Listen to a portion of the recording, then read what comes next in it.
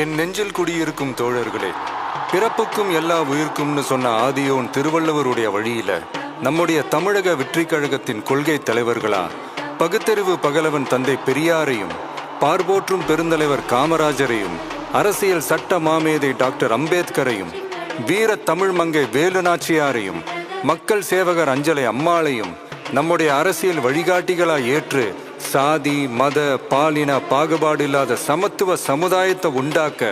மதச்சார்பற்ற சமூக நீதி கொள்கைகள், அதாவது செக்யூலர் சோஷியல் ஜஸ்டிஸ் ஐடியாலஜிஸோட நம்ம தமிழக வெற்றி கழகத்தின் வழியா உங்களுக்காக உழைக்கணும்னு நான் வரேன்.